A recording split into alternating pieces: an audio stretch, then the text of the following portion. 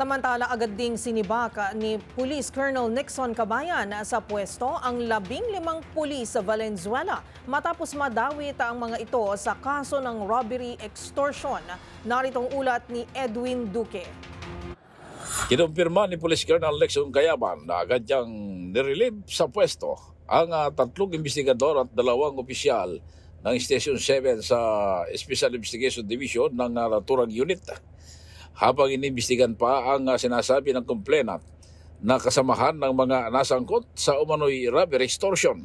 Makarang magreklamo sa IMEG sa Camp Crame ang di pinangalan ng complainant kaugnay sa extortion.